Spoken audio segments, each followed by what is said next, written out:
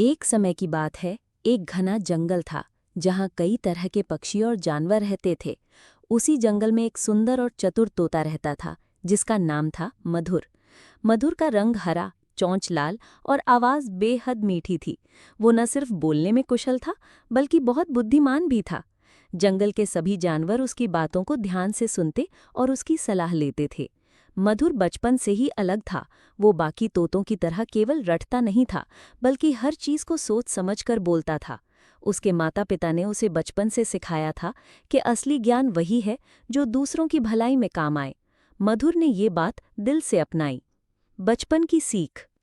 एक बार की बात है, मधुर अपने माता पिता के साथ एक पेड़ पर रहता था। एक दिन कुछ शिकारी जंगल में आए। उन्होंने पेड़ों पर जाल बिछा दिया और कई पक्षियों को फंसा लिया।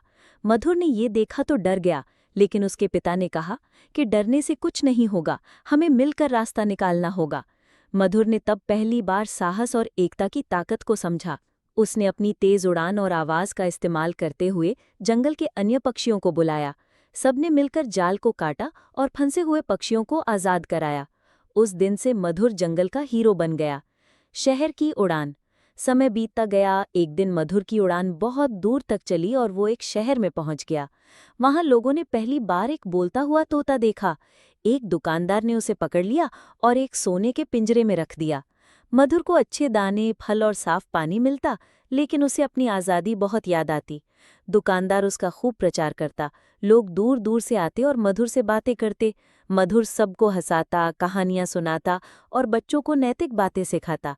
धीरे धीरे मधुर को एहसास हुआ कि वो यहाँ भी अच्छा काम कर सकता है। उसने बच्चों को सिखाना शुरू किया, ईमानदारी, दया, परिश्रम और एकता की महत्ता।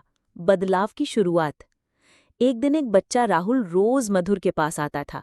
राहुल बहुत चंचल था, पढ़ाई में ध्यान नहीं देता था और दूसरों को परेशान करता था। मधुर ने धीरे धीरे उसे कहानियों और गीतों के जरिए जीवन के मूल्य समझाए।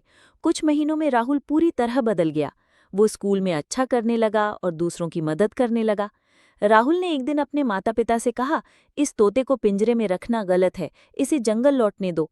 पहले तो दुकानदार नहीं माना, लेकिन जब सब बच्चों ने एकजुट होकर यही बात कही तो उसने मधुर को आज़ाद करने का फैसला किया। वापसी और नया सपना। जब मधुर जंगल लौटा तो वहां सब ने उसका भव्य स्वागत किया। लेकिन अब मधुर सिर्फ जंगल का तोता नहीं था, वो ज्ञान और अनुभव से भरपूर था। उसने जंगल में एक ज्ञान वृक्ष की स्थापना की, एक बड़ा पेड़ जहां हर दिन जानवर इकट्ठे होकर कुछ नया सीखते। वो उन्हें दुनिया की बातें, इंसानों के अनुभव और एकता की ताकत बताता।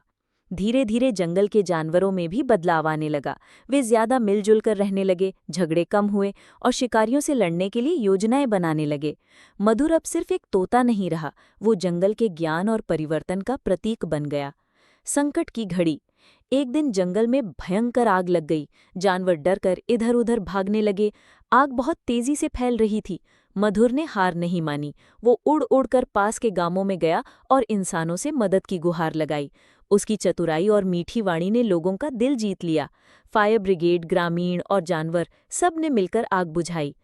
आग के बाद जंगल तो कुछ हद तक नष्ट हुआ था, लेकिन जानवरों का मनोबल पहले से और मजबूत हो गया था। अब वो जानते थे कि एक छोटे से तोते ने उन्हें किस तरह प्रेरित किया। अंतिम संदेश।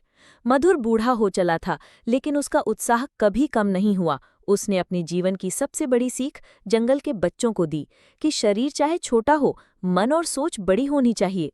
जब सोच महान हो तो कोई भी तुम्हें कमजोर नहीं कह सकता। मधुर की कहानी आज भी जंगल में सुनाई जाती है, एक ऐसे तोते की जो सिर्फ बोलता नहीं था बल्कि अपने शब्दों से दुनिया बदल देता था। नैतिक शिक्षा। ये कहानी हमें सिखाती है कि ज्ञान, साहस और करुणा से कोई भी बड़ा काम किया जा सकता है। आकार से नहीं, विचारों से व्यक्ति महान बनता है। तोते की तरह हमें भी अपने शब्दों और कर्मों से समाज में सकारात्मक बदलाव लाने की कोशिश करनी चाहिए।